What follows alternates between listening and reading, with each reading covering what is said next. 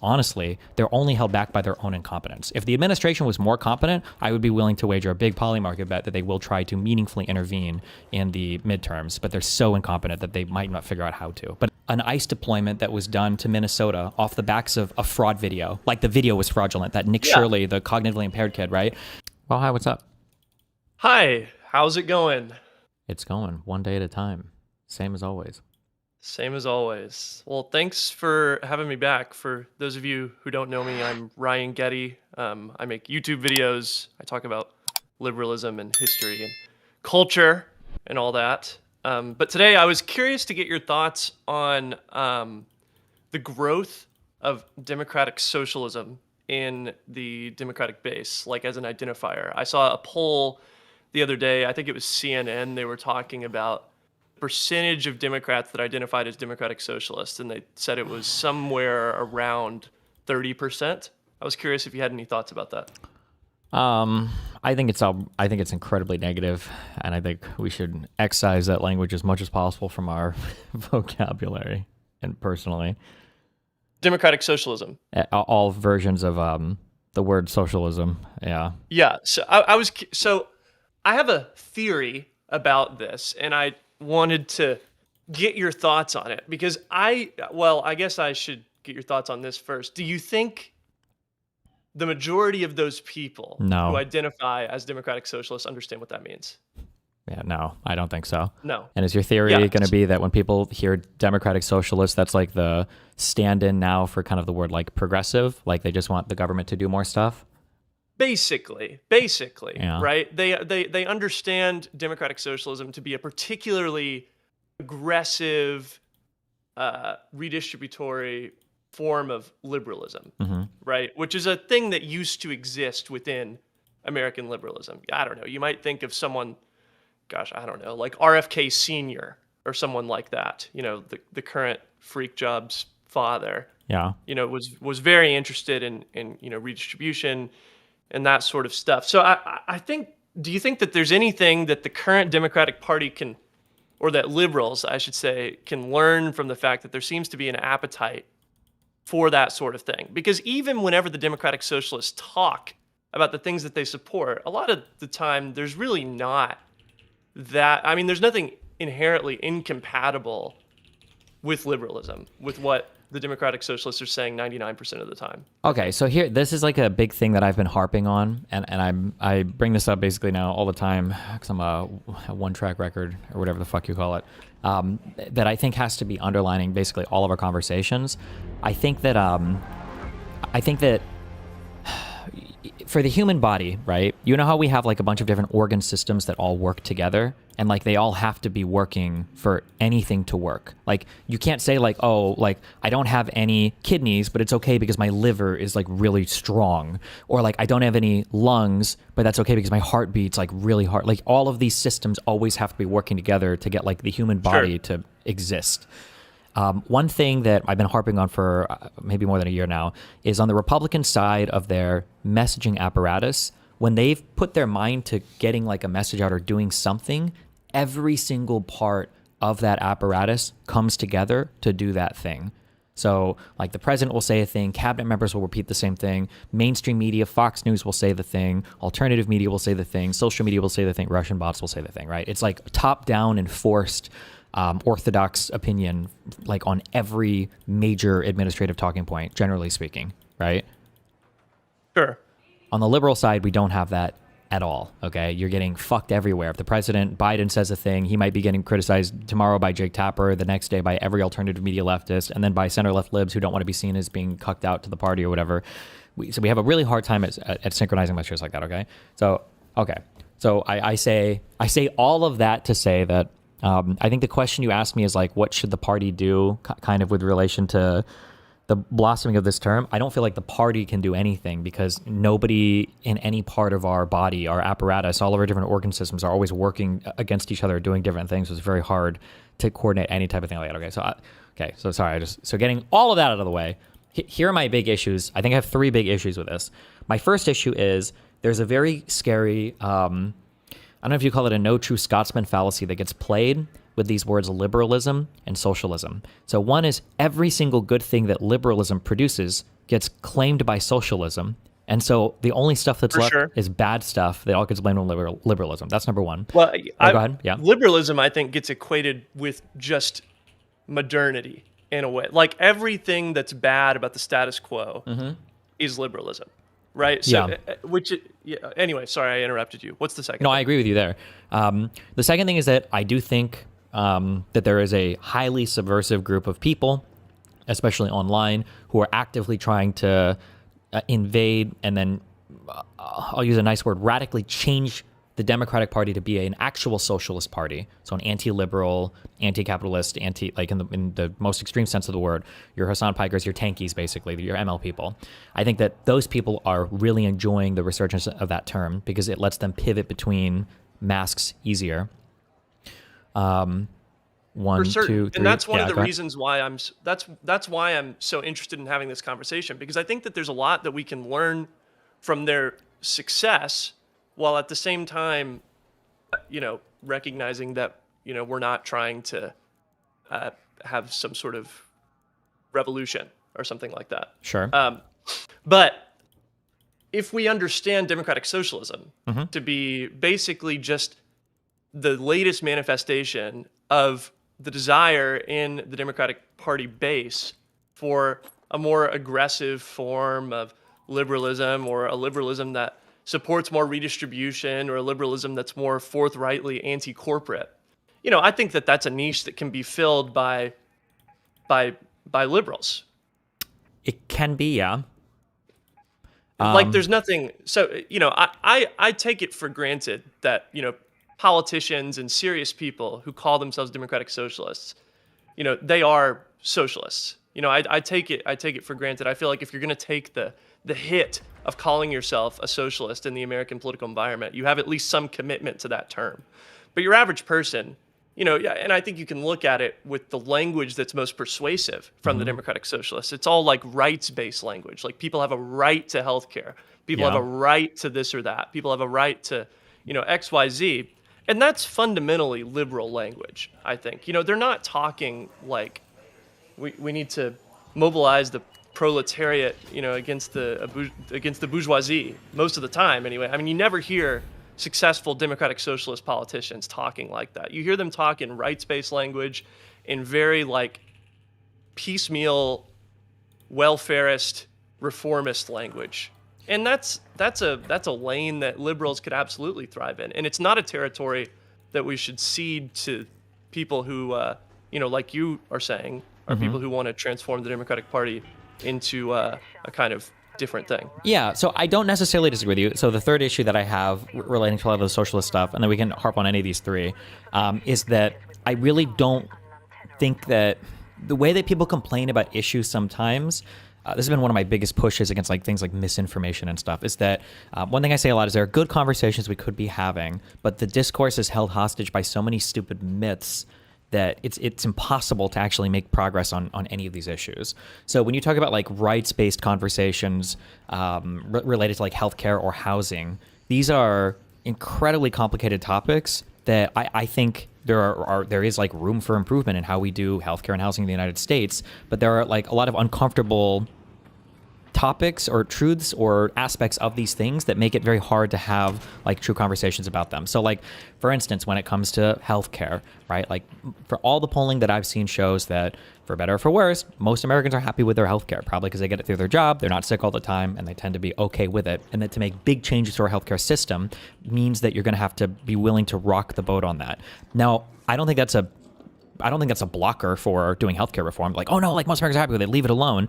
But like, if we pretend that that's not the reality and we just approach the situation like people do online, where they say, oh no, like everybody hates it, so it should be easy to change, which is kind of like the ultra progressive or kind of like this new socialist MO, where they basically operate under this assumption that everybody would agree with us if they just knew exactly what we were saying, so we just would say it louder, which is why they never changed their strategy despite not having any electoral success, really.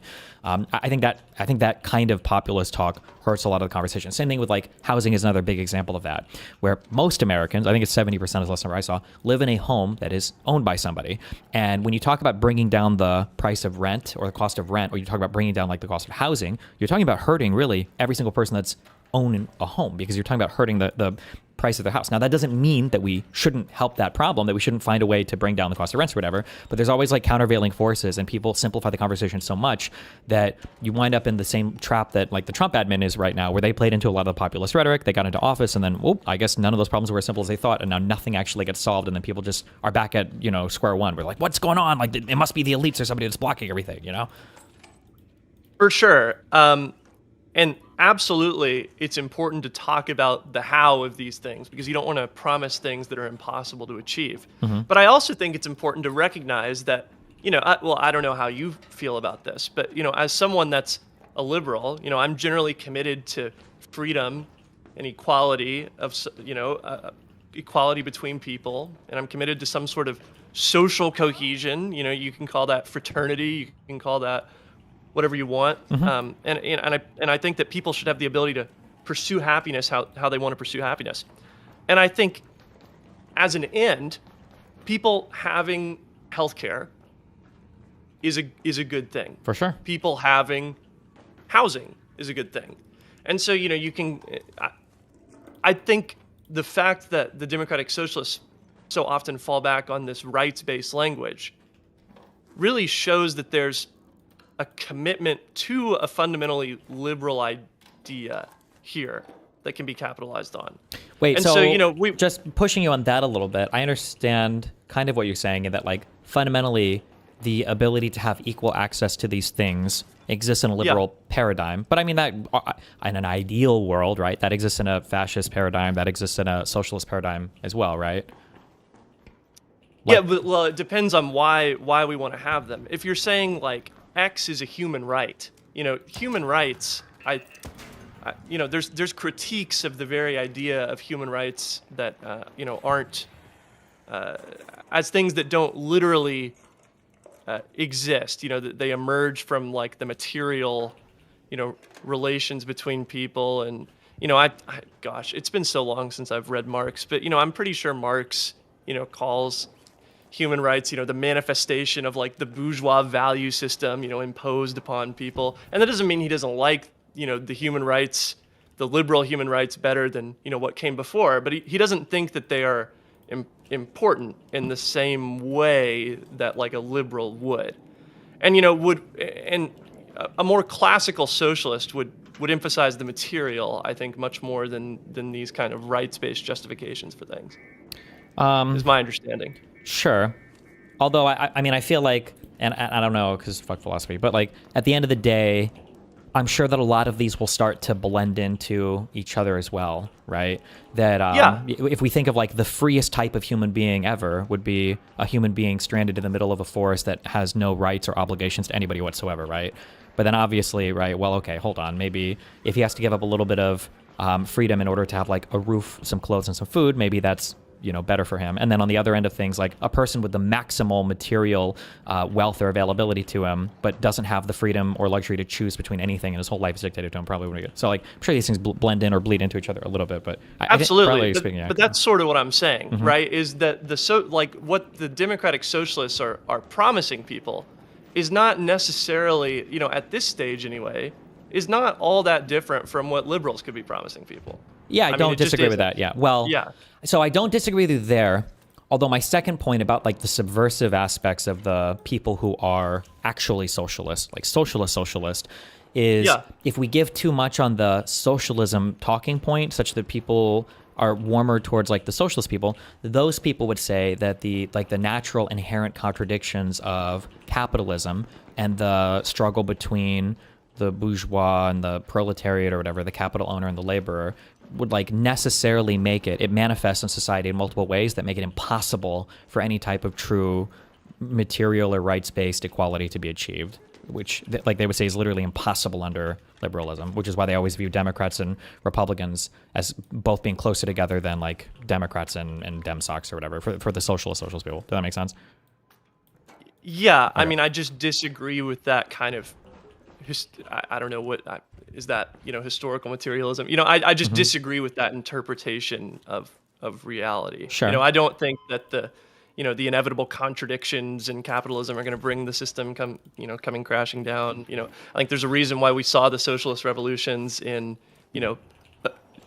relatively underdeveloped societies rather than the most advanced societies, as would have been predicted by like classical Marxism. And of course, there's been tons of additional scholarship on applying Marxism to this and that case. But to be clear, I wouldn't disagree with you there, but that is the argument that the other side feels very strongly for. Well, that's fine. Yeah, I think it's important to recognize that, just because when we look at like the recent drama that's broken out around this, would you rather vote for J.D. Vance or Gavin Newsom? That conversation is heavily informed by the socialist types who view Democrats and Republicans as both upholding the same type of capitalist liberal bourgeois oppressing proletariat system, which is why they're so easy to lump in like J.D. Vance and Newsom together, which again I agree with is stupid, but I think it heavily influences. I find that ridiculous, but I find it a serious problem that a lot of people are attracted to at least a label that is somewhat captured by those types of people. Yeah. You know what I mean? Whenever the things that are attracting, at least in my view, the things that are attracting people to the Democratic Socialist label in the first place, like a right to healthcare, a right to housing, a right to, basically, real freedom. That's the pitch. It's real freedom for all people, not just the rich. That's the basic Democratic Socialist pitch that's being sold to people. But then, you again, like you've been saying, there's some people in that space that are happy to say utterly ridiculous things like J.D. Vance and Gavin Newsom. There's no meaningful difference between them. And I think that's bad.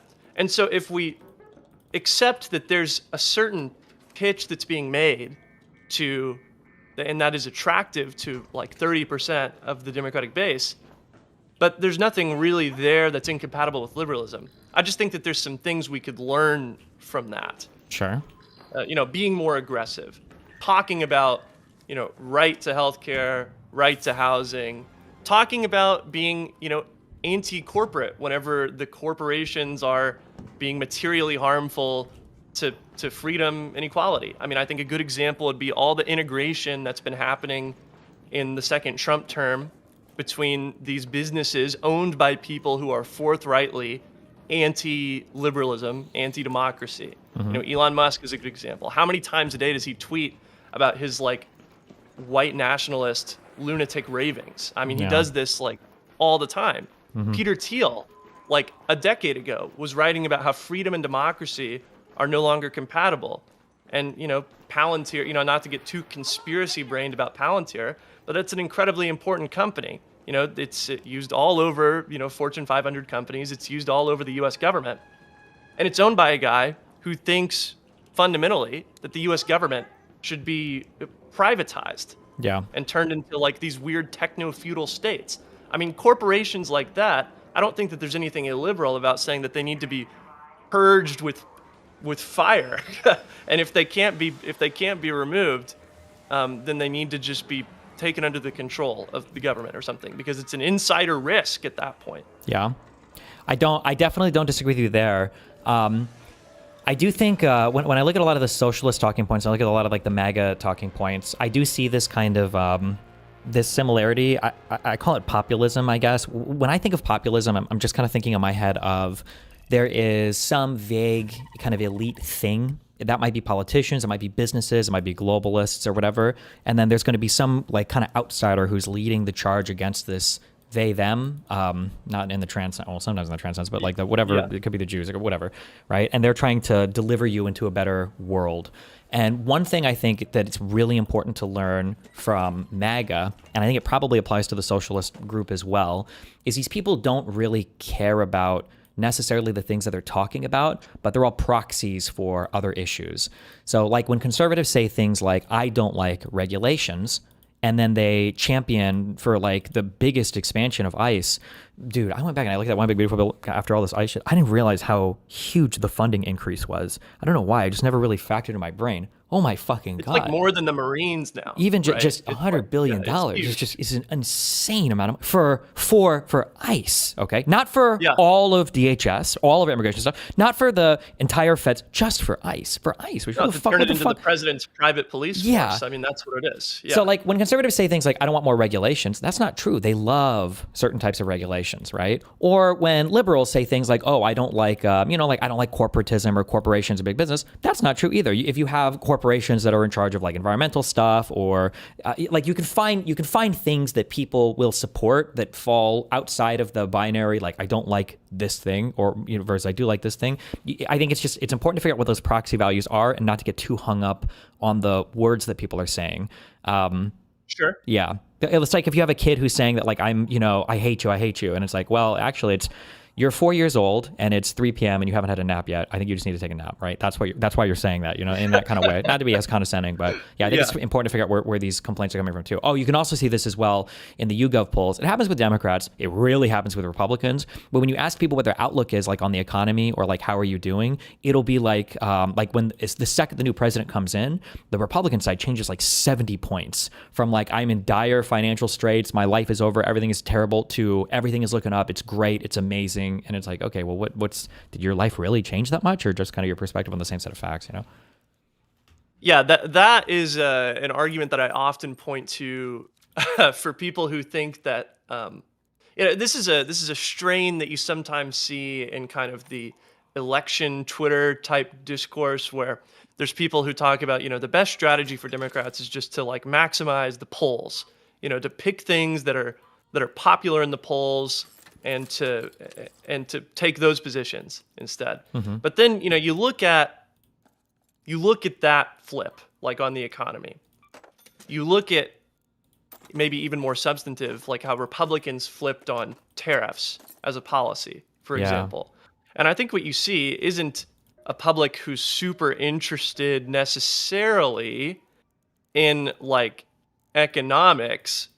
They're using economics as like a proxy for all these other things. Yeah. Or even more specifically, narrative. Imagine we're so close right now. Not really. Like, in fact, we are, but like in reality, we're not. We're so close to having a VAT, right? You got Americans somehow, the conservatives, to accept a universal tariff on every single product that we import, And like, who could have imagined that would have been something thrust upon the Republican Party and that they would accept it gleefully, right? That's crazy. So something is happening there that's not tracking, the words that they're saying, Yeah, well, I think what happened in that case was that Donald Trump made a successful pitch to the Republican Party that tariffs, or I should say that trade, was part of foreign exploitation. And preventing exploitation by foreigners was basically a huge part of the Trump pitch generally. Preventing exploitation by foreigners in the form of immigration, preventing exploitation by foreigners in the form of, China undermining us, or Europe taking advantage of us, or, he had other things too. But that was a huge part of his pitch, and he managed to integrate trade into that narrative that he built about us being exploited by foreigners. And through that narrative, he was able to flip the Republican Party's position on trade, on tariffs. Yeah. I guess bringing it back to what you said about what the foundational values are. I mean, I think about this a lot because sometimes people ask me, what is liberalism, or why do I support it, or what am I trying to do here? So I think about the foundational values sometimes, and I think, well, I guess maybe I should ask you, like, what do you think your foundational values are? Why do you find yourself committed to this kind of philosophy? For me, I think it would be I like maximal freedom and choice and opportunity to choose or do whatever. I don't think necessarily everybody feels the same way about that, though. But I guess my personal drive towards life, which is also going to coincidentally line up a lot with where I was born and everything else, of course, obviously, right? Because that influences us. But I feel like liberalism at its best is there needs to be some loose framework that we all kind of agree to. It used to be kind of like Christian Judeo values or Christianity or whatever. I don't know. There has to be like some kind of loose framework that we're all kind of committed to. And then liberalism has to give you the means and tools within that framework to pursue whatever you feel like is is like the greatest good or the best version of yourself or the best version of what you can have for you and your family. Yeah. I think sometimes it's like an unsatisfactorily broad statement. And I think that's kind of a weakness in liberalism, but I think it's also, in a kind of ironic way, it's kind of a strength of liberalism as well. I think I don't know if it was Noah Smith or somebody, but I read an article once about how the big strength of liberalism, that it can basically just absorb anything. It's like the world culture. If you think of an idea, it could be radical socialism like Hassan Piker, it could be fascism like Nick Fuentes. Like a liberal framework can literally absorb all of these different ideas into itself and even like commoditize them and make them work to some extent, which is again a strength of liberalism and a weakness of liberalism. So yeah, basically just like go ahead. Allowing disputes to be able to be settled democratically is a very powerful tool. I mean, that's a big advantage of liberalism. I agree that it is nice in the ideal sense. We have this overlapping consensus. Is the term that John Rawls would use for what you described there. Having this, we broadly agree on this set of values. We broadly agree, how we're going to settle elections, how we're going to, what kind of society we are. Increasingly, I think the right wing does not believe in that overlapping consensus anymore. And, there's some of this on the left. I think it's not nearly as advanced.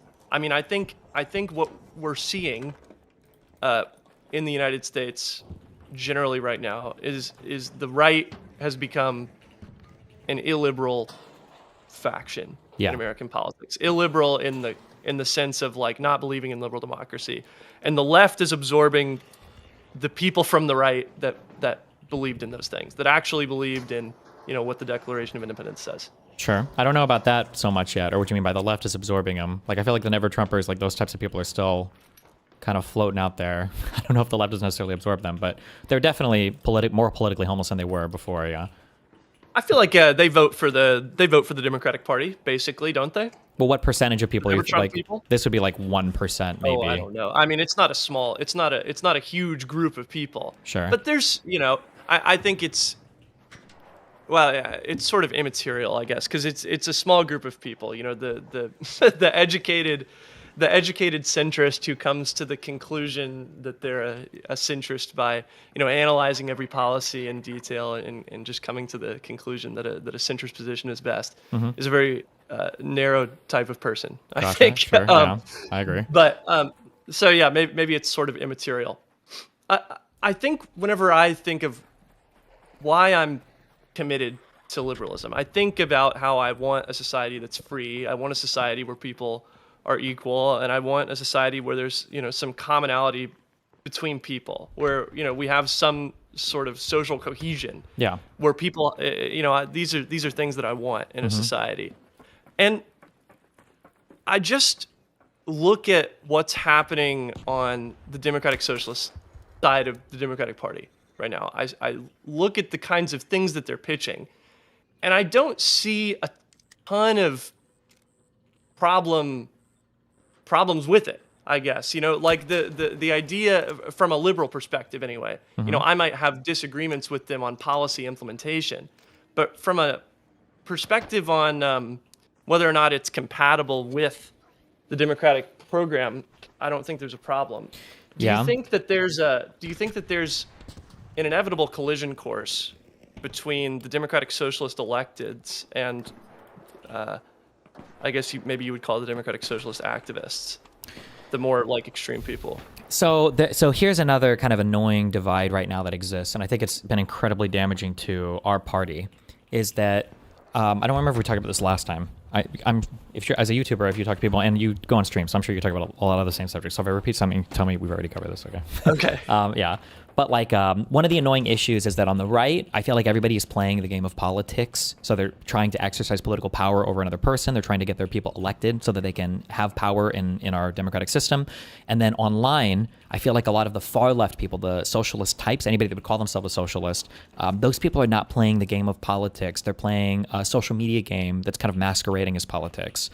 And so I think that when a lot of people are trying to look at like, so there's a saying that a lot that the left purity tests and the right never does this. That's not true. The right does purity test harder than the left does, but they do it around voting for Trump. If you say you're not going to vote for Trump, it's over for you, right? That's the most important thing to them. Any other idea they don't care about, but you have to be willing to support Donald Trump. You have to support the Republican candidate.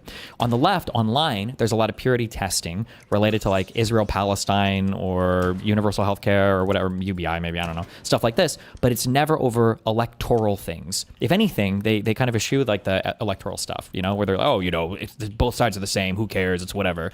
We don't vote for anybody. It's all going to be the same corporate overlords at the end of the day anyway.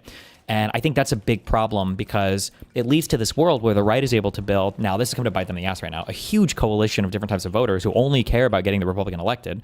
And then on the left, all the people online that are kind of holding a lot of our online conversations hostage on the left don't care about winning elections at all. So when you ask me that question of like, do you think there's going to be we're going to come to a head between democratic socialists and, normal Democrats? For the elected ones, no, but there are very, very few elected ones. There's like one or two maybe, Mamdani maybe, and not many. What? Not many. Yeah. Oh yeah, no. And not maybe many. Ilhan Omar. I don't even know if AOC is included in that group anymore, depending on who you talk to. So the elected people are different though than the online people who do not care about winning elections ever. And I think that's a frustrating aspect of our political conversations right now, is that so many people who don't care about winning elections are holding our conversations hostage online. Yeah. Where do you think the audience for those types of people comes from? Is there just like a pent up nihilism in the American left that's being expressed through those people, or what is it that attracts so many people to the Hassan Pikers of the world? This isn't an insult because a lot of this describes my audience too, but I think a lot of it comes down to just demographics. So a lot of the people are going to be younger, they're going to be whiter, they're going to be more affluent, they're just going to be better off in general. So we can kind of have these, I call these kind of, or I don't call it, I've read this before, they're called like luxury positions or luxury values. So for me to say something like, the ACA, I don't care if they bring down my premiums by 20%. If we don't have if we don't have universal health care, I don't want anything, right? That's a luxury position because at the end of the day, it won't affect me one way or another because I can always afford my health care. I don't actually care whether or not it gets passed. I'm going to be fine no matter what. But for people where the incremental change does manifest in a real way, I don't think those people are as attracted towards those political systems, but the online world already kind of chooses for a younger, wealthier, whiter audience just because of the demographics of the online world. That's why whenever you go to like a socialist meetup or whatever, it's like overwhelmingly younger, whiter college kids, not pure white, not pure young, not pure college kids, but like I feel like overwhelmingly it's represented by those demographics. The young part is interesting. I feel like I read an interesting article one time about how the DSA used to feel like an old folks home before like Sanders in 2016, and then like they got an infusion of all these like young people who were becoming affiliated with DSA, and then there was I don't know, there's like a history of the DSA article that I think I read. It was by someone who left like a few years ago, I think, over something to do with Israel Palestine. Sure, but that wouldn't surprise me if before Bernie, because socialist was kind of a bad, for whatever reason. Wait, how old are you again? I know I asked you this last time. I just turned 25. Okay. Just turned 25. So back in the days of Obama, if you listen to right-wing media, socialist was a huge slur. Nobody wanted to be a socialist. Nobody on the left. That was it's the equivalent to fascist today. They'll never admit that, but it really was. Calling somebody a communist is the equivalent to calling somebody like a fascist or racist or whatever today. So I feel like Bernie Sanders brought a lot of energy into that term, into that movement, and then that got a ton of young people kind of more interested in ascribing that label to themselves. So it wouldn't surprise me if the DSA was a bunch of older folk who believed in, like actual socialist values or concepts or whatever from, a bygone era. And now there's kind of a lot of younger people flowing into that movement now. Yeah. What would you say are the feelings or words most associated with liberalism today? Oof. If you would say that before socialism, it just sort of reminds me because maybe before 2016, socialism was associated in a lot of people's heads with like a tired kind of old ideology that sort of radical, but in a not very interesting way, if that makes sense. And then maybe after 2016, it got some more like youthful energy. It got some more, I guess, credibility. So it got new associations. I guess what words would you associate with liberalism today? I think this would very much depend on who you're asking. Can you give me like what crowd would you pose this question to? Well, I guess just you, Stephen, first. Well, for me, I associate liberalism with I think a lot of our Bill of Rights is kind of like like liberalism. So your First Amendment rights, your right to like stuff related to criminal procedure, right? Like you have to read me charges and I get a lawyer. You know, like there's a lot of liberty protections, you know, for me, a lot of negative rights that are ascribed to me, like in a broad sense. And then capitalism, I loosely associate capitalism with liberalism just because the right of like free enterprise and free association is kind of like loosely entangled there. Although there are theoretically other economic frameworks that could incorporate like liberal values or liberalism inside of them, but loosely speaking, yeah. Yeah, so I guess then what do you think the average, like, you know, relatively politically engaged person would associate with liberalism? The politically engaged, I would say broadly speaking, you know, someone who votes, you know, someone who votes. Oh, well, those are two very different things. If you're decently politically engaged, I would say broadly you're probably aligned with me. Maybe you give or take a little bit in some areas, but I'd say broadly you're kind of going to give the answer that I gave. Yeah. Go ahead. Okay. No, I just think a lot about. I think a lot about this type of question because I think liberalism, right now, one of its big problems is that it seems like directionless. Yeah. You know, it seems like it doesn't really know where it's going. It doesn't really seem like it has much of a vision. It doesn't seem like it has too much of a forward-looking perspective in a lot of cases, and I think this is a problem. Sure. I think. Wait, real quick. Do you think that that's the impression that liberalism gives, or do you think that's factually true about liberalism? I think it depends on who you're talking to. I think it's sort of complicated because I think it's a position that we've been forced into in the Trump administration where we've become the default defenders of the institutions. Yes. Right? Yeah.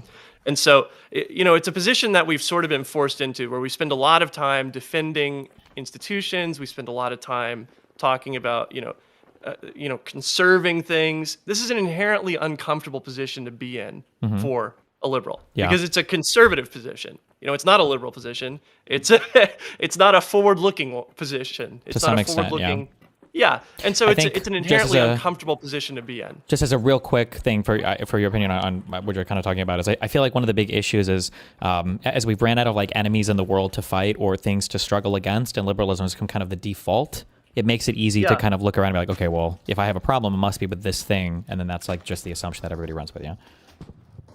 Yeah, I think that's a good story about what happened. I think another related story is that, you know, after that there, it wasn't just that we ran out of things to fight, and so. Well, I guess maybe this is the same. I'm doing a lot of prefacing here. This is the same story framed from a different way, but we sort of lost liberalism in the consensus, if that makes sense. Nope. You know, in the post-Cold War system. In the post-Cold War consensus, there was basically an agreement on the principles of liberal democracy. Okay. You know, we would have a system where people had rights, where we had free and fair elections, where we had, you know, some sort of market system. Over time, I think the underlying principle of those things got lost. And we lost why they were important. Because there was nothing to compare it against.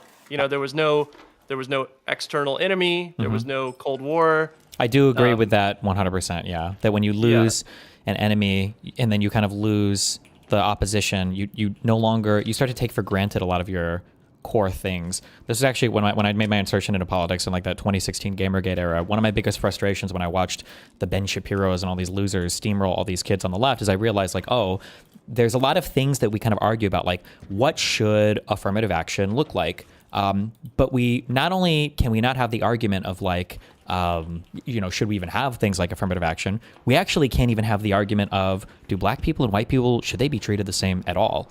Like, it felt like the intellectual defense for all of that completely wasn't there. Like, it fell out from the bottom because nobody had to defend those ideas anymore. And then when you got people who were showing up in society to push against those, have you seen the movie Demolition Man? Oh, it's been so long. If Yes, but it's been so Yeah, long. it was like one of those guys was brought back from their cryogenic sleep Yeah. and was here to like, and the cops were like, get down. And he's like, no. And he's like, oh shit, the guy's not listening to us. We actually have no idea what to do at this point. Like, it feels like that is kind of like what's happened. Yeah. Yeah, it's like that Onion skit where Congress, forgets how to pass a bill. Yeah. Yeah. That's By a onion classic. skit, you mean our current like Congress or whatever, but yeah. I know Oh what yeah, I know they what you're forgot talking how about. to pass Yeah. the bill. There was a funny thing the other day where JD Vance looked like he was forgetting like how he was to- supposed to vote on something. Did you see that? Yeah, I That's did, kinda yeah. Funny. So I guess maybe the thesis of what I'm trying to say here is that right now there is an enemy to liberalism, and it's the illiberal right, right? It's the illiberal right. I think they not only have leadership that's closer to the top. I think JD Vance is the closest thing we have had to an actual fascist that close to the presidency in American history. I mean, I really do think that about him. Sure. Donald Trump, I'm not sure has much of an ideology. I mean, he's obviously a right-wing authoritarian, but in terms of he's a right-wing the authoritarian ideology- by personality, by psychology, Yeah. not even by political Yeah. ideology. But Stephen Miller and Exactly. JD Vance are incredibly scary people to me. Yes, I call them fascists all the time, and I don't feel even a little bit bad about it. Yeah. And I think they crucially have some 30% base that basically agrees with them about stuff. Maybe it's not that high, maybe it's like 25, 20, but there's some base there that basically agrees with them. And I see on the left, 30% of people, they call themselves democratic socialists. And I don't feel as, I'm not a socialist, but I'm also not super concerned with the democratic socialists because it seems like what's attracting them to that term is stuff that in any other era would have just been called like progressive liberalism. And so I wonder if we can win people back to liberalism by just adopting some of the stuff without all the baggage and the incorrect way of going about things that socialists have. I mean, we could, but then that goes back to the first or second thing I said in that prefacing that we don't have any kind of messaging apparatus, so it makes it really scary to play that game. Oh, sure. I mean, Yeah. it's.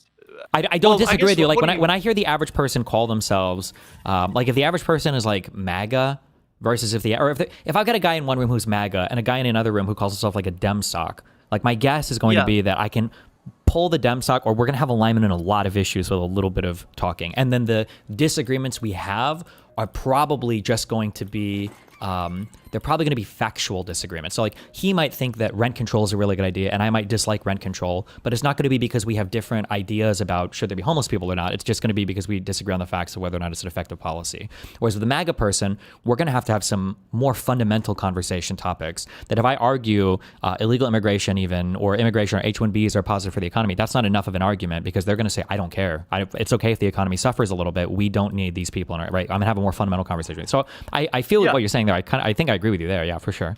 Yeah. So whenever you talk about the messaging apparatus, what do you think the biggest challenges are to that sort of thing existing? What are the biggest Or challenges? what do you think stands in the way right now? Well, so I think one of the issues is that like this has been a thing in the making for a long time. Like Republicans have been so good at controlling the media. So the answer is not going to be like a quick and easy fix. But I mean like, oh man, the problem is you have to figure out how to do that messaging apparatus well and that it's politically effective without being so fucking sycophantic like the conservative apparatus is, because you don't want to lose yourself in it. So like I'm sympathetic to that. I'm trying to think. I'm sorry. I'm trying to think of the things that just piss me off the most. Like, if you're going to have these people on your shows, I think we can't be ashamed of the things that we've done, and we have to stop hedging so much on the past. Biden was a phenomenal president in almost every conceivable way. Biden did more than, and I don't know if they would admit it anymore, but even like your tanky types or your socialist types, like Majority Report people and everything else, I think even Hassan might have even said Biden did more than anybody thought he would do legislatively. There's no need to hedge so much on everything. Like, yeah, I know that Biden was horrible on immigration and maybe he did have an open borders policy and yeah, he was definitely senile and yeah, I know. Like, don't bother. There's no need to hedge that much. When you're defending the things that you've done on your side, I think it's good to have a strong, be a stalwart defender of those things. Not that you should ignore all problems, but there are different conversations that you have in front of different people. This is a weird thing from our perspective, okay? So come with me for a second, okay? But like pretend you're like a black person. Pretend you're a black person or pretend you're a woman, okay? If you're a black person and you're around other black people and you have complaints about black people, then you can say those and you can talk in your group of friends and it's whatever. It's, who cares? You're just, you're ranting about whatever. But if you're a black person and you're in front of a crowd of white people, even if they're all friends, when you start throwing your own like race or gender or whatever under the bus and none of those other types of people around, the character of that conversation changes so much. Do you understand kind of what I'm saying? Yeah. It's such a bad, horrible feeling. And when you realize you're participating in it, if you care, it's a horrible feeling. And then people from the outside looking in will look at you differently, both on the black side and the white side, or the man side and the woman side. It's a very, very, very scary, bad thing to be participating in. So like I think I did this, unfortunately, and I hate myself for it. Maybe, I don't know if I could represent it. But like when I would play like the good liberal talking to conservatives, right? Because in your mind, what you're trying to do, and I think it's similar from like a black person, from a woman, from a minority perspective. He's like, okay, well, I can show these people that we're not all like this, or I can show these people we can joke about this. That's fine. Maybe a current political example would be like what the Chink Uyghur like arc that he's on right now. I would eject. He's a crazy guy. I wouldn't even want to draw a parallel to that. We can talk about him if you want, though. But it's like what you think you're doing in your mind. What I thought I was doing is I'm going to the show and I'm showing you, hey, not all liberals are like this, guys. But what I'm actually doing is they're going, oh, Destiny's not like all liberals. And realizing that there are appropriate conversations to have in front of your own people, and there are different conversations you have when the enemy politically is present. I think that's an important distinction for liberals to make. Conservatives, show me anything in the media where conservatives are making concessions in front of liberals about fucking anything. Motherfuckers won't even concede the 2020 election, okay? Like, these guys are, yeah. And we don't have to be that sycophantic, but like, this is like one of like 20 things we could do, but like there are so many things. Yeah, go ahead. Maybe just to shift things a little bit. One video that I'm working on right now is I'm working on a video that's talking about the traumatic moments for different generations of Democrats that I think we need to get over. And so I think for a lot of older Democrats, it's the Reagan era and the fact that liberalism as an ideology got a real shellacking in the Reagan era, and it looked like it was kind of a dead ideology. You can listen to the convention speeches of Mario Cuomo. I don't know if you've ever listened to Mario Cuomo's convention speech. He has a really famous one called The Tale of Two Cities. Okay. And there's another one by Ted Kennedy whenever he was running for president. And they're both just sort of decrying how liberalism as an ideology is sort of fading in the Reagan era. And I think a lot of Democrats, older Democrats, got traumatized by this to an exceptional degree, to a degree that I don't think is necessary anymore. And I think we can afford to be more forthright in our defense of liberalism, and I think we ought to be, than maybe was possible in the Reagan era or in the Clinton era. Expand a little bit on that. When you say we got traumatized, you mean like the loss was so overwhelming for Reagan that older liberals were like, oh God, we can't defend this ideology anymore. We have to be more apologetic. Exactly. Okay, gotcha. Exactly. Like they lost for 12 years. I think it was 12 years between Reagan and Bush. I mean, not between Reagan and Bush, between Reagan and Clinton. And so, I mean, I think that traumatized a whole generation of liberals who came of age during that time and are still in politics today. Gotcha. I think another example of something that traumatized people was the 2016 primary. Yeah. I think that traumatized a whole generation of... Oh, when you on the Democratic side, you mean like between Bernie and Hillary? Yeah, okay. Between Bernie and Hillary. Gotcha. Yeah, I think the 2016 primary between Bernie and Hillary traumatized a whole generation of Democrats, particularly left-wingers, who felt like the Democratic Party was forever and always going to be screwing them. For sure. And this created and to some degree as well, it created bad blood between like more like centrist type Democrats and lefty Democrats. But I think the centrist Democratic main trauma is the Reagan era right now. Sure.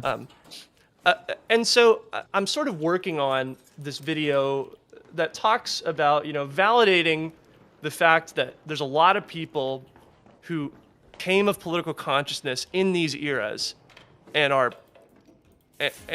rightly or wrongly are impacted by them. But at some point, 2016 was 10 years ago at this point, and, the Reagan era was even longer.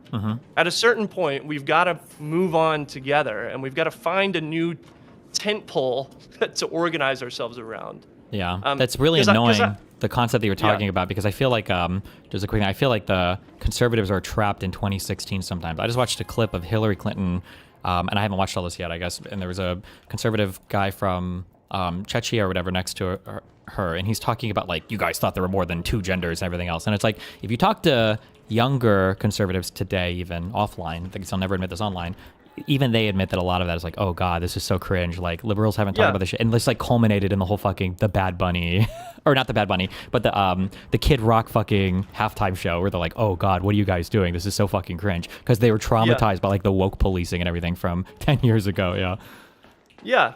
I mean, I think to the extent that liberalism can be an ideology that lives in the moment rather than in the past, I think that's to our advantage. And the fact that, the MAGA movement is smoking the fumes of 2016 over and over and over again. I mean, I think that's to their detriment. Sure.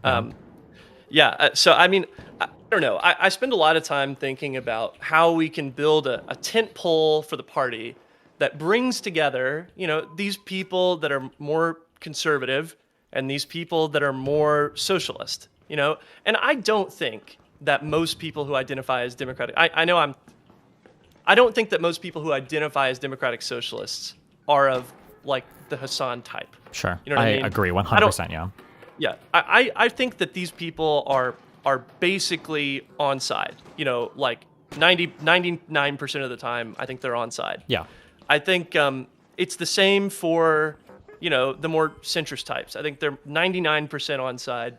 I think, but it's sometimes hard to think about what unites them.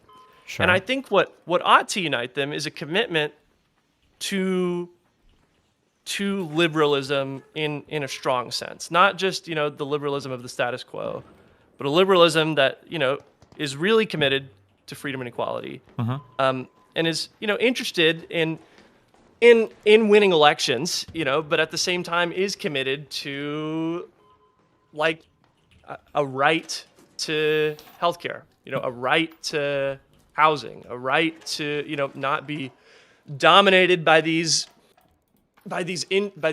corporate interests that have embedded themselves into the government. Sure. I think that's, I don't know. Do you have any thoughts there on what's something that can unite these kinds of actions within the Democratic Party?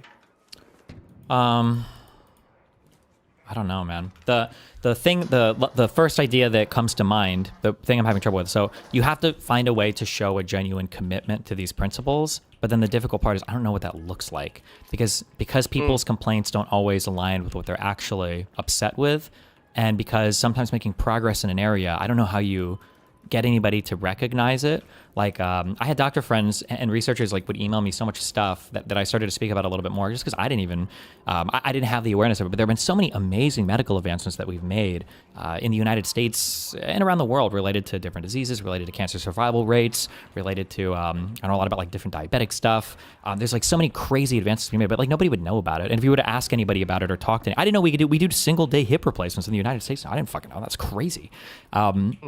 Like outpatient hip replacement surgery is like insane to me. But for some reason, like the right won't take credit for anything now because they hate everything, and then the left can't take credit for anything that, unfortunately, a lot of these big advancements are just going to come from large corporations because nowadays, like, it used to be in the past, you're like, oh my God, like 1 + 1 is 2. I'm a fucking polymath now, right? But now it's like if you have a research paper, you need like 50 different co-authors because it's so many different people working on complicated. things. It's so complicated. Science advances. Yeah. So I look at things like the mRNA vaccines, they will never get maybe someday in the future, they'll never get the credit right now that they deserve for how crazy of an advancement that was, how quick those vaccines were rolled out, and how successful they were. Everybody in the world wanted the fucking American mRNA vaccine. We destroyed the Russian one, the Chinese one. But I don't know how we bring that back to where you're giving credit to your institutions and even sometimes your corporations for doing work without just sounding like an institutional shill or sellout. Well, I think the way that I try and straddle this line is by saying that I support the ones that really make people more free and equal and improve society, and I viciously oppose the ones that don't. I can say, I'm very happy we have an advanced medical research corporate structure in the United States. I think that makes us a better country. I think that makes us more free. I think it makes us more equal. because all people have better access to healthcare than they did a long time ago. Even if the insurance system that we have in the United States right now means that access to healthcare is not always The best, yeah. equally distributed. But in general, it makes us better as a society. It makes us better as a society to have better healthcare. Oh, you know, one of the things but I can still go ahead, say yeah. like X, like turning X into a neo-Nazi website. Yeah, That it was, makes Jesus society Christ. worse. Absolutely, And I have yeah. no problem saying, we need to crack down on people that are making society worse, and we're fine with people that are making society better. Yeah. Although obviously, Sorry, that what were you saying? at some point you're gonna have to figure out what the better and worse is, because sometimes people might disagree with that. Well, yeah, absolutely. There's going to be disagreements on that. Yeah, absolutely. But those are disagreements that can be worked out, internally, I guess. But the fact of the matter is that there's no contradiction, I don't think, between discriminating, on, these are companies, these are corporations that make society worse, and these are ones that make society better. Yeah. And we're fine with the ones that make society better, and we hate the ones that make it worse. Yeah. As long as we can accurately identify it. Yeah. I was Yeah, gonna say, but in principle, I heard something. I don't know if this is Bannon or somebody else. Fuck, I don't think it was Bannon. It was somebody else. Somebody said something that I thought was interesting. The idea that like if you want to do great things as a government, some of these things need to be visible. Like actually, not like on a website, but like a big bridge or a big statue. That like these are things that when people see them, they're like, oh, I see that thing. The government did the thing, and there's the thing. I see it. I agree with that. And I am going to say this is digital, but I actually think one of the best, and this is just by narcissistic mistake, but I think one of the best like recent policy things, despite any potential problems with them, are those the Trump accounts or whatever, right? Because now you have parents who are like, oh, the government did a thing. I have an actual account for my child. It has money in it that I can see. And the government even matches some of this money, and I see it growing. That's like a thing that is like a super visible, immediately apparent. It has fucking Trump's name on it, but like I think Trump RX. Yeah, or well, I don't know if Trump RX is actually working out or not. I don't know what the fuck the status of that. But like I'm talking about the Trump savings accounts for the kids, right? Yeah. I think stuff like those types of ideas, and obviously they can't all be like that, but we have to throw people a bone every now and then on stuff like that so that there's something that we can see. Because I think one thing that sucks is that when life is running well, you don't really notice it. Like nobody knows how many times their heart fucking beats in a day or whatever, but if it stops beating, you sure as fuck notice that. So it's easy for liberalism to keep society running along, so well, and nobody really realizes it. But then it's very easy to see the problems. I think that's a difficulty that we have to figure out a better way to overcome. Yeah, I mean, I think the quintessential example of this is Trump, putting his name on all the checks. The Trump checks, yeah, Jesus. Yeah, so I mean that's the quintessential example of this. But yeah, I mean, I agree that that's an important thing. Liberals need to advertise successes. At least as much, well, not even as least as much, more than we're advertising our failures, or talking about, how much we, are going to self-flagellate. Yeah. I think we absolutely need to be advertising our wins. I mean, hopefully that's a lesson that has been learned from the Trump era. And I don't know what form exactly that's going to take, but I mean, I agree with you in principle. Yeah. Although I will say another unfortunate thing is there are different games that we're all playing that makes this a very difficult to win match too, in that like Democrats have to govern the fucking country, and it's getting really tiring that Republicans are just not concerned with governance. And then when Democrats come in, we have to play this dual game of like, not only do we have to figure out how to message in all the same stupid fucking meme ways that you guys do, we also have to try to fucking save this shit because you guys are setting the ship on fire every time, you guys get behind the wheel. I bring up, and I'm sure everybody brings this up now, right? Like the Obama coming into office after the global financial crisis, or Biden coming into office off of COVID. And, these Democrats having to come into office at the end of these insane global era, once in a lifetime, quote unquote, disasters, and then trying to pick up the pieces. And then a Republican is given the reins immediately, like 4 or 8 years after. It's like, Jesus fucking Christ, guys. Like, what the fuck? Yeah. No, yeah, I mean, absolutely. I think this is one of the reasons why eliminating the filibuster is so important, because the next Democratic administration that gets in there with the ability to do things needs to actually do them. You need to invoke, these icons of liberalism, FDR, LBJ. You need to just say, we're going to do big things and we're going to do them now. Yeah. And eliminate the filibuster. And don't even talk about, eliminating the filibuster so much. Just talk about the things that you want to do and then eliminate the filibuster to do them. You know, I make agree with government that actually because it shouldn't be just. about eliminating the filibuster. It should be about passing It should be single about payer or delivering passing healthcare, public. Yeah, exactly. Like we want to do housing. the public option. Republicans don't want you to do it. Let the Republicans. One thing that Republicans have figured out so well, I believe this. I think this is by. I don't know if this is by design. In real life, when people are like manipulative, abusive people, I think that most of this is just by you just practice a thing and it works, and they're not like thinking about it. And I think a lot of our media landscape has gotten to this point to where Republicans have taken this abuser thing and they don't even think about it. It just comes natural to them. When they're attacking all the time and you're defending all the time, I always say this, when you defend, the best thing that you can ever hope to do is keep the same ground that you're on. At best, that's your best version of a defense, but you're never attacking. And Republicans are so good at having us on the attack constantly that we don't even think about attacking. We just think about how to have like perfect defenses. I don't think we should have actually done this, but one of the things I said was like, I think it would have been interesting to shut down the government over Trump coin, only because I don't know if it would be a good idea to actually shut down the government over Trump coin.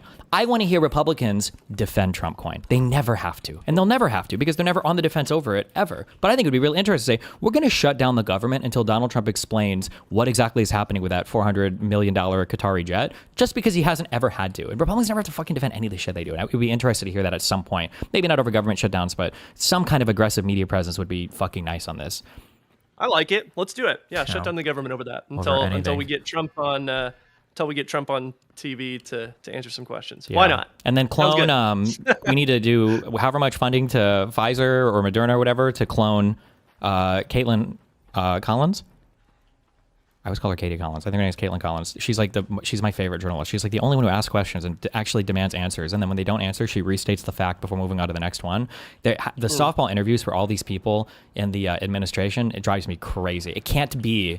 I'm sorry, but if you want to be like a real country and you want to talk about freedom of the press and journalism and all this, it can't be that the government officials are allowed to come up to you and lie to you so blatantly and then walk away from that interview feeling like they did a good job.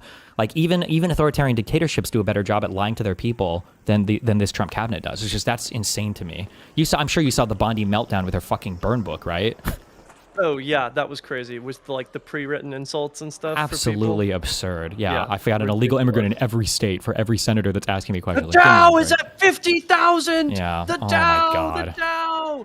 That was crazy. Unbelievable. She's an embarrassment to the country.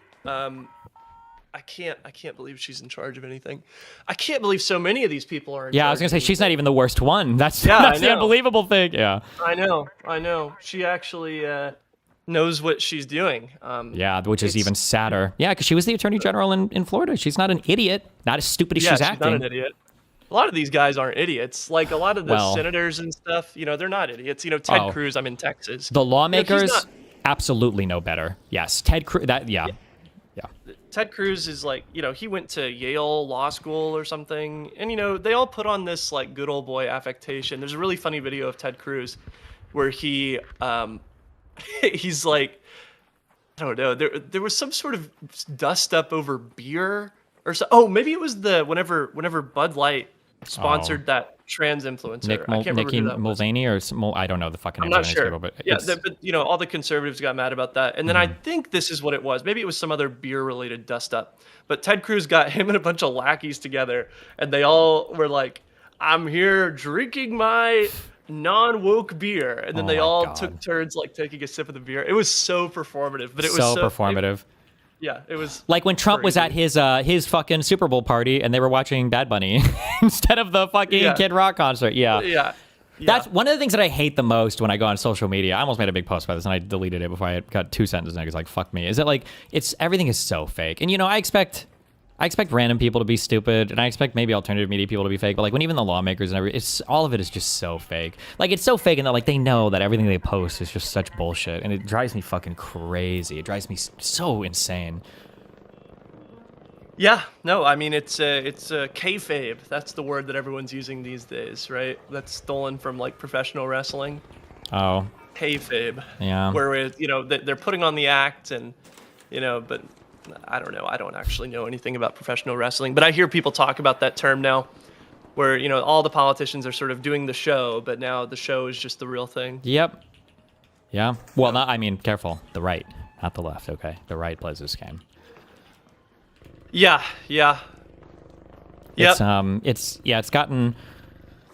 Yeah. I don't know. How do you feel generally about the state of things? What do you think? About the state of the country. Wait, do you think we're headed in a good direction? What do you think? Did we talk about the? No, I don't think we did because it was too far away. I feel like the scariest story right now in this country is related to that seizure of shit in Fulton County.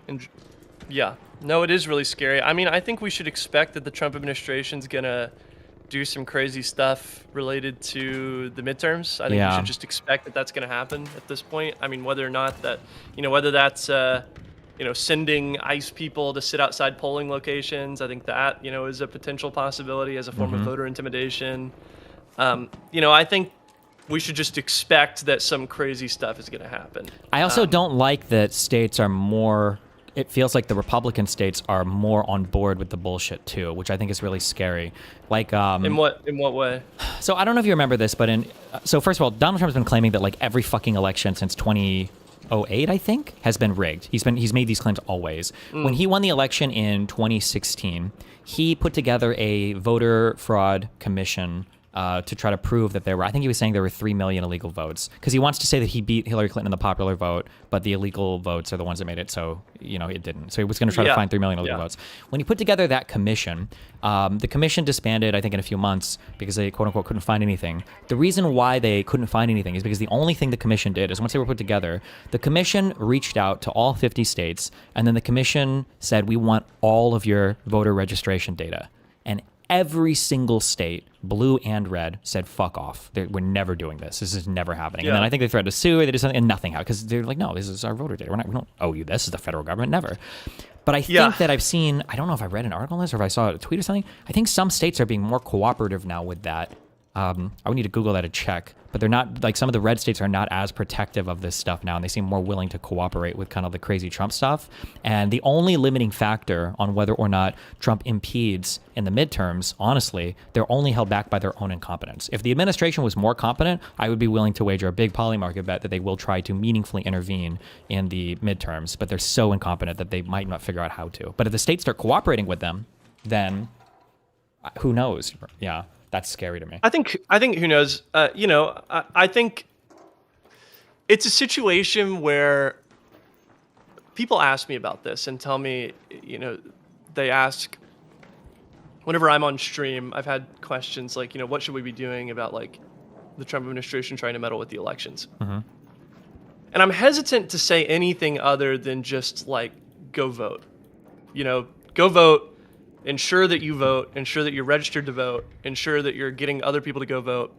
Because really, if we're in a situation where the Trump administration is just going to outright like cancel elections or do any of this type of blatant, stuff, we're in a whole different world at that point. And I'm not willing to go there until we're in a point where the Trump administration is like actively canceling elections. I mean, so whenever I get questions like this, I just say, we're not there yet. I think we should be worried about it. But at the same time, it shouldn't change what you're going to do as an average person, which is go vote. Yeah. You should go vote. You should go vote for every Democrat available. And that's it. And if we're in a world after the midterms where the Trump administration has canceled the elections or something, we will, cross that Rubicon whenever we get there. Yeah. I do think, I don't know how we change this talking point because it requires a lot of finesse. But one thing I keep trying to stress to people when they talk about, do you know who Asmongold is? I'm familiar. Okay. He's like the largest streamer on Twitch, I think, by viewer hours. Yeah. Yeah. And he does a lot of MAGA. He's basically a 100% like MAGA aligned political talking head. And, one of the things that he says, he'll tweet out things where he says commonly, like, I think these people should be tried for treason and executed, or he'll support Trump when Trump says things like this. And one common talking point that I get from people on the right, and then sometimes I even hear people on the left say things like this, like, well, he's saying they have to try them. He's not saying they just like execute them summarily or whatever. They're talking about trials and stuff. And one thing I wish more people understood is that like no political leader just executes political opponents. Like there are always charges, even in a dictatorship, like there are always charges. It's not like Saddam Hussein was like, I'm killing these people because I'm fucking evil. It's because these people committed treason to the party and they were collaborators and they were assisting the enemies of the state. Like there are always reasons. And I think people need to be a little bit more cognizant of that. So like elections won't be canceled and ICE won't stop people from voting but there might be enhanced security protocols at risk voting places due to a large number of potential illegal immigrants voting, right? That would be how that manifests. That would be the furthest it goes. They're not going to say, we're sending ICE to fuck over the polling stations, right? It's going to be what I just said. And I feel like people aren't cognizant of that sometimes, or how to argue against it on the left, or rather they're talking about it as like they're going to try to cancel elections. And I don't even disagree. I say that, right? Like that is what they're going to try to do. But it is frustrating, I guess. Maybe I'm just venting that sometimes people will say things like, oh, well, it's okay because there was a trial, or like, well, they indicted Letitia James. It's like on mortgage fraud, really, you know?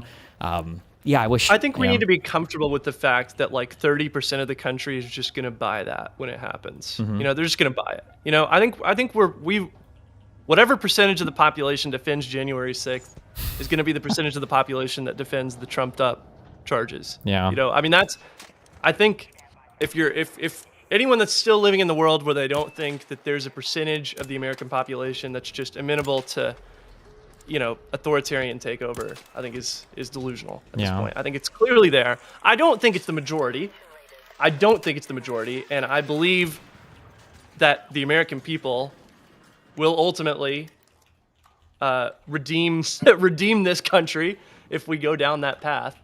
But yeah, I mean, I worry a lot about states like mine, like Texas, that are sort of it's not exactly a battleground state, but you know, especially depending on who wins the Republican and Democratic Senate primaries, there's going to be a lot of money flowing into the state. I think I'm very worried about like voter suppression happening in South Texas, where there's a large Hispanic population, and a population that, at least according to the polls I've seen recently and reports that I've seen recently, is swinging against Trump. I've heard also I that worry because a lot of the way about that because the way you guys did your redistricting, that the assumption was going to be that those 2024 Trump numbers would like hold steady for like Hispanic population and everything. Hispanic voters. Yeah, and there's a chance that swings. Yeah, I don't know how true that is, but I've heard this too. I have not verified that for myself, but I've heard a lot of people say that a lot of the redistricting was sort of based on the assumption that Trump would hold most of the gains with Hispanic voters. And so I do worry that if it looks like those elections are heading in the wrong places because Texas is a Republican-controlled state, because Greg Abbott is who he is, that there might be like voter suppression in Texas. Yeah. Also, look at the difference real quick in your guys's. You had, you needed I think you needed a quorum to vote on your redistricting maps or whatever. And I think a couple Democrats figured that like if they fled the state, that quorum wouldn't be reached. And then they were able to delay the vote on that. I worked in the state legislature whenever that happened one time. Oh. I worked for, yeah. Well, very nice. And I thought that was I thought that was a cute idea. Their response to that was, I don't remember if the president said he was going to start extraditing people from one state to the next. And then I think they started locking the lawmakers into the hall once they got back to the state so that they had to be there for the quorum. Yep. Notice the difference between that. This was state elected people for a state representation, you know, trying to find a cute loophole on that vote. And then compare that to the murders of Renee Good and Alex Preddy, where the federal government swooped these people off into other states to protect them and didn't even release their fucking identities, right? Like, the difference in how far they're willing to go to attack their enemies and protect their own is just unbelievable. Yeah, I don't even know what happened to those ICE people. Yeah, were they Are ever they going to be charged? No. Probably not. Will they be? Maybe. Who knows? I mean, I don't know what they're waiting for in the investigation. I don't know what else they can find. I don't know. I'm pretty sure the government said they're not sharing any data or anything. The FBI is not cooperating at all with any of the local officials. So who the fuck knows? That's insane, though, right?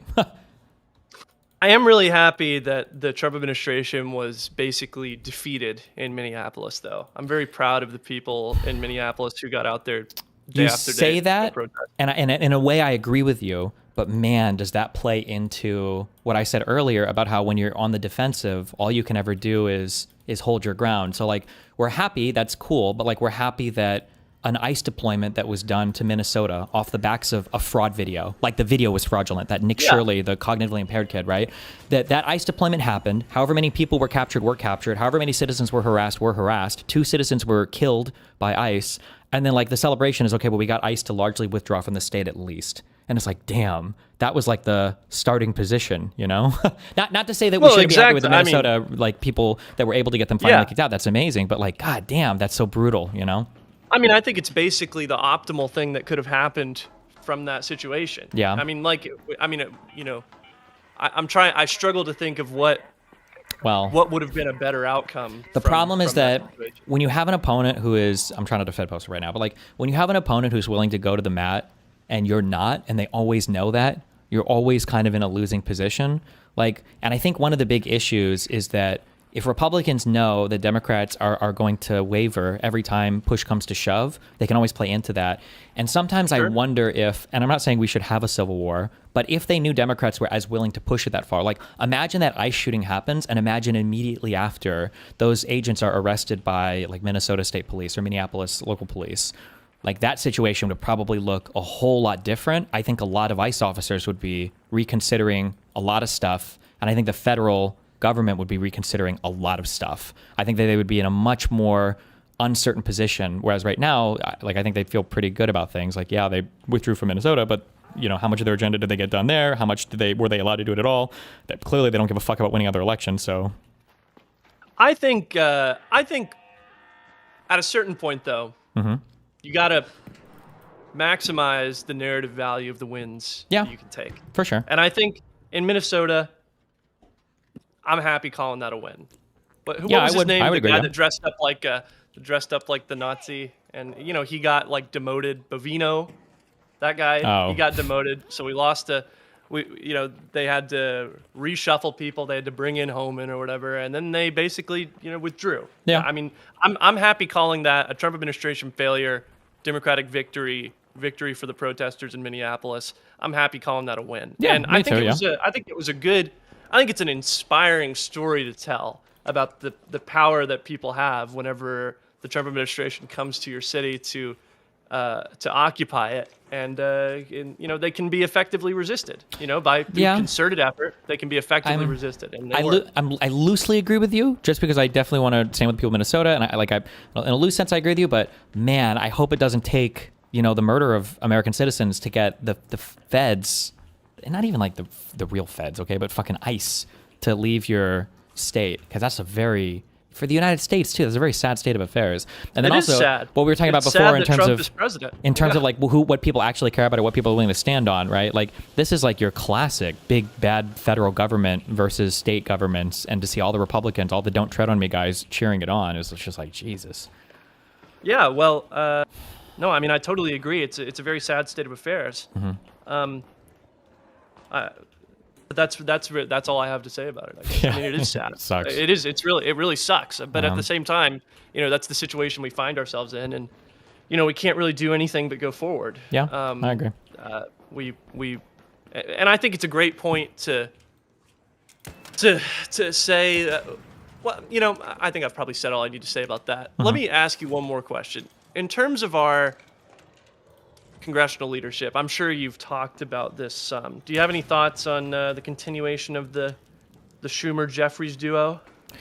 I just don't like the way Jeffries talks. I know that's very I feel like an asshole, but sometimes I wonder how much candor and shit matters now, since apparently that's all Americans fucking care about. I did appreciate, I don't remember when, this was months ago, but I remember seeing Jeffries, some guy was chatting at another lawmaker, and Jeffries was like shouting him down, and for the first time I was like, oh, that was actually pretty base. He was like, holding him to task on things. I don't know enough about the inner workings of the Senate and how much like is Schumer actually, like outplaying the Republicans at times with the shutdown. The last time there were some people who said he was, other people said he wasn't. Like the leadership in Congress requires strategic moves that don't always necessarily look good, especially to the Twitter fan bases. So like I'm sympathetic to that, but I'm just not sure sometimes. Like, I know Pelosi was hated by everybody, but Pelosi was a fucking demon in Congress. Like, that lady could raise money. That lady could whip votes. That lady could get anything done. If it was doable, like, Pelosi was the person who could do it. I don't know if Schumer is necessarily the same in the Senate. I just don't know. I don't, not like I don't know, like, I have doubts about him. I'm not well read enough into it. How do you feel, I guess, for House and Senate leadership? What do you think that should look like? I think part of being an effective leader right now is being an effective communicator. And I don't think that Chuck Schumer and Jeffries are that, unfortunately. Whatever else. I think that they've lost the confidence of people. And right now, what the Democratic leadership needs a lot of is leadership. Yeah. And I don't think they're doing a good job providing it. There was a funny headline that I saw about Schumer the other day that I really think encapsulates my problems with him and his sort of communication strategy. So the headline is, DHS to shut down with no end in sight amid standoff over ICE. So great job, Democrats. Subtitle, quote, I have looked at the polling data. The public is crying out for change, Chuck Schumer said. And it's like, okay, why would you say that? I appreciate the value of the polls, but like, it's every time with this guy. It's like the polls say this, the polls say that, the polls do this, the polls do that, I do this, and it's just, it can never be with Chuck Schumer a principled stand about anything. Or even it doesn't have to be a principled stand, but at least present it that way, Like present it that way. Yeah. That's what I'm saying. If somebody were to ask an Olympic athlete, like, how were you able to do it, right? The answer people want to hear is like, I've got a lot of perseverance. My mom, like, they don't want your training routine, like or not, well, I was born with a 20% larger natural lung capacity. Exactly. And my torso actually is quite adept in terms of swimming and blah, blah, blah. Yeah. No, I agree. Schumer, the communication or whatever is just it doesn't feel. It's not good. Who I miss, and it sucks because I think all these people are quite to the left of me when I think of good communicators. Where is AOC at? What's she been up to? Because I feel like I don't hear her as much. AOC. Yeah. I feel AOC was in Munich recently. Okay. Did you see that? I haven't. At the Munich Security Conference. Probably going to watch a lot of this after our talk because I haven't seen any of that yet. But I feel like I haven't seen her as much on the domestic stage, like just like talking about things or messaging at all. Is there a reason why, or what do you think? Like over the past 2 months, I feel like I haven't. When Congress is in session, it's harder. Well, it's not like they're doing anything. Yeah, I mean, I'm trying to think of the last recent thing. I mean, obviously she was involved with the Zoran campaign to some extent. Sure. I mean, she did a rally with him, and she obviously was doing the fight oligarchy rallies for a while. That was a while back, though. At this point, sure.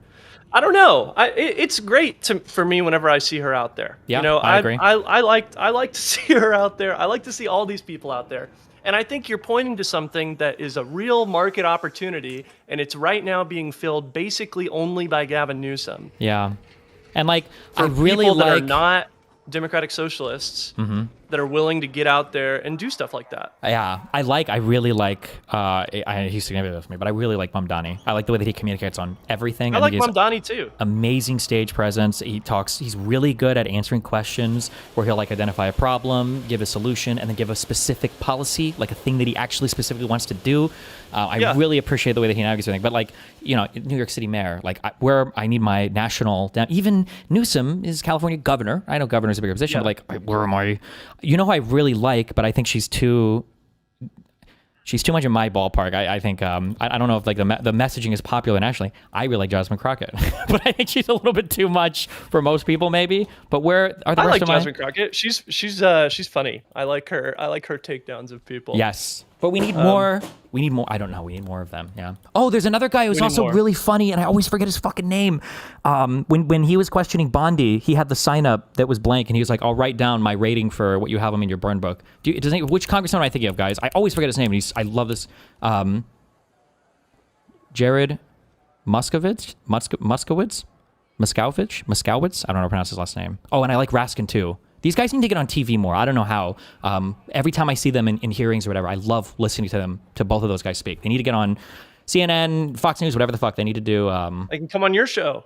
Well, yeah, obviously they want to, yeah, for sure. But they need to be in front of more Democrats and mainstream audiences. I want to see these guys making the rounds more. I wish I saw them more instead of, here's the 57th stupid fucking interview with Besant, where I get to hear probably the dumbest take on economics I've ever heard in my entire life again, rivaled only by the last take this guy gave on the state of the economy, Yeah, no, I definitely want to see more Democratic voices getting out there being being vocal, being aggressive. Mm-hmm. I think that's a real market.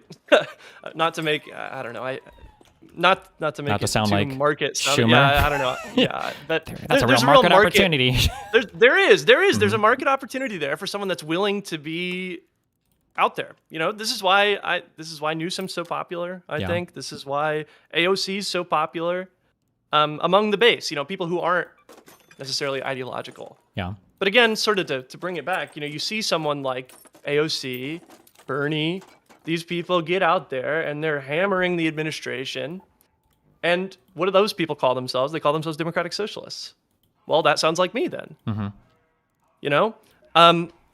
And to the extent that I'm not a socialist, I'd like to see liberals do better at that. Yeah. Yeah. So, yeah, I don't know. I don't have anything else. Do you have anything else? I guess not that I can think of right now. You think that you think the midterms? Do you think they'll generally go off well, or what do you? I guess we kind of talked about this earlier. We didn't really. I think it's going to be exceptional. I think it's going to be go off well in terms of like interference from the administration. If we vote, if everybody gets to vote, I think I hope, and I think it's going to be a bloodbath. Yeah. Yeah.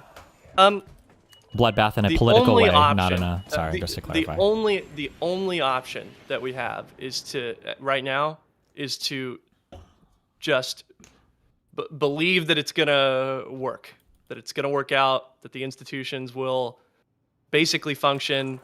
Because what I would really hate to do is demotivate anyone from voting because they think it doesn't matter. For sure. It absolutely does matter, and I want everyone to go out there and vote. Tell everyone else to go out there and vote. So I don't know. To me, it really doesn't matter. I mean, it obviously does matter whether things go off without a hitch or not, but it doesn't change what the average person should do, which is go vote. So, yeah, I definitely agree with that. I wish you could focus on, or not you, the general you. I wish people would focus more on, like when you think about like what's important or what matters. You'll hear a lot of people on the far left will say things like, voting doesn't matter, you can't do anything to change it or whatever. But then when you look at the fights that the right is taking on, so much of it is over trying to disenfranchise voters, and I feel like that communicates something. I think that so many people on the left who think that doesn't, maybe not, the internet poisoned ideological people, but so many of the regular rank and file people on the left who consider themselves to be on the left of the Democratic Party and think that there's just not much there for them could be dissuaded from that position if the Democratic Party won power and actually did some stuff. If we were willing to eliminate the filibuster and do some stuff, I think that a lot of those people could be won over. I kind of agree with you. I think that would be a way to do it. But somehow the Republican Party is so good at this. I'm sure I made the same complaint last time. Like this idea that they genuinely believe, 70+% of Republicans genuinely believe that 2020 was a rigged election. Like they don't think that the outcome of that election was legitimate. But that doesn't discourage any of them from voting somehow. I don't know. Like they really, really, not like, two parties. They really do truly believe the Democrats are rigging elections and they still go out and vote. Something is happening there that we need to capitalize on because, my God, when it comes to voting, those people do not fuck around. They take it very fucking seriously. There's nothing else to do when you're 65, Steven. True, actually. I guess. That and watch Fox News, I guess. To do. Yeah, you sit around, watch Fox News, and you know when election day is if you're watching Fox News all day. I saw a funny thing once that was like the average time of someone watching cable news on like CNN or MSNBC or MS Now. Sorry, now it's MS Now, but it's like I don't know, a couple hours, and the average time that Fox News is on is like 8 hours or something. It's like some ridiculous amount of time because people will just keep it on all day and they won't change the channel. And so you're just mainlining this stuff like over and over again, day after day. And I bet a lot of that. Well, no, I guess the average age of all those run pretty high. But I'm just curious. I wonder if the average age is higher, like a retired person is much more likely to have the news on for 8 hours a day. Yeah. I also think that the average person who is a conservative, that conservatism, I feel like takes over all the areas of their life so much more than like a liberal. Like I feel like if you're a liberal, and I don't mean like a hardcore progressive wokey type or whatever, just like a normal like Democrat voter, I feel like that's not that's usually not your entire fucking identity, but god damn, I feel like for the MAGA shit, like when you got to the point to where there's fucking measles outbreaks in the United States again, I feel like for some reason that MAGA stuff encroaches like so many different aspects of your identity, from your position on foods and drinking raw fucking milk and not getting your children vaccinated and not believing in schools and thinking that coal is good. It bleeds over to so much of your life and personality. I don't know why. Yeah. I have no idea either. I wonder sometimes about that. I really don't know. I wish I could tell you why that is. Maybe, I mean, some of that has to be literally because of Fox News too. Sure. I think like they're all like, so many of these people are watching the same stuff, so they've all got similar stuff to talk about. Yeah, I don't know. I wonder about that. What causes that? One ancillary point that I'd really like to make is I'd really love for liberals to start embracing, there was a trend, I don't know if it started in your community or if it started in somewhere else, but it spread to your community, of people making these like it was like memes of liberal stuff. Have you seen these? It was like libwave. Oh, they probably came from those? I've seen it before. I feel like this probably came from the neoliberal subreddit, which is like the I don't know only- where it came from. Yeah. But like, the memes themselves, maybe so, but I really liked the idea of embracing the longer historical liberal tradition. Yeah. People like FDR, people like LBJ, Abraham Lincoln, Yeah. I really liked the idea of embracing that historical tradition. One of the reasons I call myself a liberal is because I feel like I come from that tradition. I don't really know anything about Eugene Debs.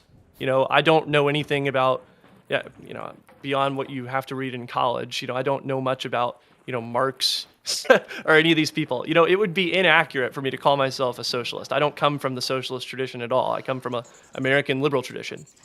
And it disappoints me sometimes when I see, liberals afraid to claim those people in a forthright way, because they're popular. Those people are popular. They're popular instantiations of a liberal ideology, I think. FDR talked about, the four freedoms. Freedoms, that's liberal stuff. So anyway, that's just sort of an ancillary point that I wanted to make. Yeah, I agree. There's a weird thing where it's like everything on your side has to be cringy. I think some of this goes into what I spoke about, and I might have brought this up in our first conversation, is that we need to talk about things as more kind of like opportunities rather than like finger waving on everything. That, like diversity, I feel like when a diversity argument or a conversation is being had, it kind of feels like this like great obligation that's thrust upon the white man to take on. That's a horrible, that's a horrible way to think about it. As opposed to viewing it as like the really cool access that we have to so many different things, even for people that are anti-fucking diversity, all the benefits that people are getting from having so much different like culture, so many different things that like just come through the United States. Same thing even with like when it comes to things like as weird as it is, like taxes or whatever, like I think that there are things in the United States that we should fund. And I think we should all want some of these things funded. Like we should agree that some of these things need to be funded, and then we should tax appropriately there, rather than kind of like framing it as this weird like retributive tool to use against billionaires or like ways to punish wealthy people who we say don't carry their fair share. There's obviously good conversations to be had about effective taxation, but we get so hung up on these like weird like retribution tax, like wealth taxes that like in effect would raise like on the scale of like 10 to 20 billion dollars if implemented perfectly and enforced, as opposed to like we should just like bump all the like the top 4 taxpayers, just bump them up by like 2 or 3 points, and you've got like that's an extra like 300 billion a year. Like it's so much more money. It's such an easy implementation, such an easy, just repeal the Trump Tax Cuts and Jobs Act, like boom, and maybe you can make permanent if you want some of the lower ones, but like oh god. Yeah, we need ammunition in the war on poverty, Stephen. I don't know what to tell you there. That's true. Yeah. I mean, I think talking about I think it's really bad whenever people get caught up in the wonky discussions of like tax policy instead of what the taxes are going to fund. Yeah. Like I understand that incentives are important and all that stuff, but whenever you're talking about politics, you should talk about the positive things that you want to do more than you want to talk about like, I don't know, just whether or not we're going to shift the tax policy around, by X and Y% or whatever. The effect, a good example of this, talked about it a little bit earlier, was the Trump tariffs. The effect of the tariffs is going to be raising a little bit of money, but that's not how they were pitched. For sure. Primarily. Yeah. They were pitched, as part of this whole other Trump plan. But anyway. Yeah. that argument probably makes sense already. Yeah. Anyway, it was great talking. Yeah. I don't want to take up too much of your time. I know we've already gone over. No, you're good. Yeah. Have you talked to anybody else in like the kind of like the lib politics circle? Like, have you talked to like Pisco or IRI or Josiah or any of these guys? I went on Lib and Learn, that podcast, and I've talked to Hutch twice on his stream. Okay. You should talk to IRI at some point. That guy is like super big-brained electoral politics. I'd love to. I love talking to anybody. I have, I'd love talking to everybody about liberalism. That's my big hobby horse right now. I think liberalism needs to be better, and I'm trying to make it better. That's sort of what my community is all about. Trying to make liberalism better. Cool. I think so. I'd love to talk to any of those people. Yeah, if anyone has a connect to you said IRI. Yeah, I've talked to him a little bit, I believe, on Live and Learn. So I'd love to. Okay, cool. Yeah. Yeah. I've seen his side gig. His side, what, the debating TikToker people? No, isn't he the one that he was in the Offspring music video, right? Oh my God, embarrassing thing. He was we were supposed to talk a while ago, and he was in Europe, and he this isn't that embarrassing. I just hyped this story up way too much. But yeah, that is his side thing. I remember he sent me a message earlier. He's like, "Oh, like I'm busy. I'm doing my Offspring thing later." And I thought he was like spending time with his family. I didn't even know he had kids.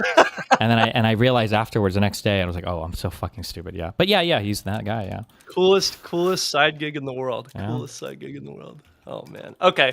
Well, for those of you who don't know me, I'm Ryan Geddie. I'm on YouTube. I make politics videos.